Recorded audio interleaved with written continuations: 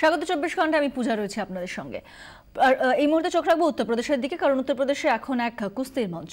ছেলের প্যাচে বেকায়দায় প্রাক্তন কুস্তিগির। প্রতীক বাঁচাতে সাইকেল নিয়ে জোরদার টানাটানি। বাতিল হলো মুলায়মের ডাকা 5 তারিখের সম্মেলন। তবে কি কিছুটা নরম সাপা সুপ্রিমো? প্রশ্নটা ঘুরছে রাজনৈতিক মহলে।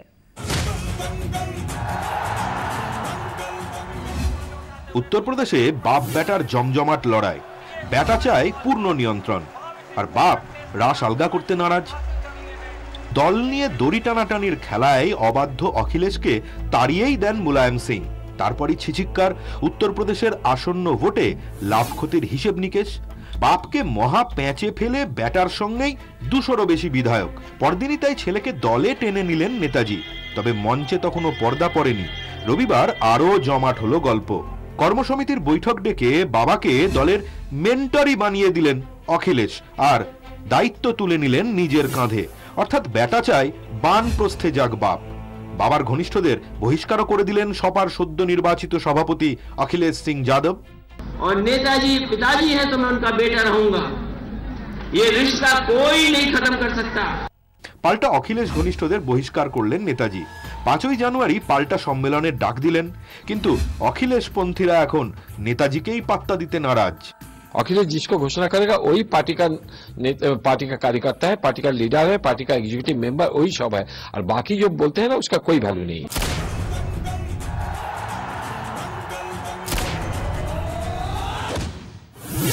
জন্মলগ্ন থেকে সাইকেলই ছিল সমাজবাদী পার্টির প্রতীক। তরুণ তুর্কি অখিলেশ দলের দখল নিয়ে ফেলেছেন। এখন বাকি প্রতীকের দখলদারি। তাই প্রতীক বাঁচাতে মরিয়া মুলায়ম। অমর সিংকে সঙ্গে নিয়ে দিল্লি চলেছেন তিনি সাইকেল বাঁচাতে। हम मुलायम सिंह जी के साथ थे, हैं, रहेंगे, और उनके साथ रह करके अगर कभी नायक बने तो अगर खलनायक भी बनना पड़ेगा तो बनने के लिए तैयार। একটি দলের মধ্যে বিবদমান দুই গোষ্ঠী যদি একই প্রতীক দাবি করে, সেক্ষেত্রে দুপক্ষের বক্তব্য শোনার পর কোনো একটি গোষ্ঠীর হাতে প্রতীক তুলে দিতে পারে নির্বাচন কমিশন। আবার পুরনো প্রতীক বাতিল করে দিয়ে দুপক্ষকেই দুটি নতুন প্রতীক দিতে পারে নির্বাচন কমিশন। এক্ষেত্রে কোনটা হয় তা সময়ই বলবে। তবে প্রতীক বাঁচানোর চক্করে 5 তারিখ দলীয় সম্মেলন বাতিল করে দিয়েছেন মুলায়ম। আর এতেই প্রশ্ন উঠছে, নেতাজি কি তাহলে আর অবিসংবাদী নেতা নন? অখিলেশের সঙ্গে সন্ধি করা ছাড়া কি তবে আর কোনো উপায় নেই? ব্যুরো রিপোর্ট, 24 ঘন্টা।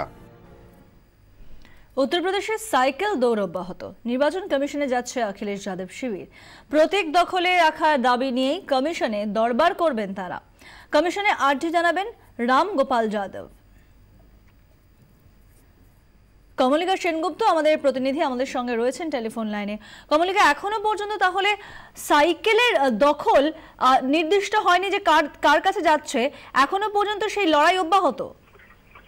একেবারেই। গতকাল আমরা দেখেছি যে মুলায়ম সিং যাদব, অমর সিং, জয়াপ্রদা এরা সবাই গেছিলেন এবং গিয়ে নিজেদের সাইকেল যে তাদেরই দাবি, সেই দাবি তারা জানিয়ে এসছে।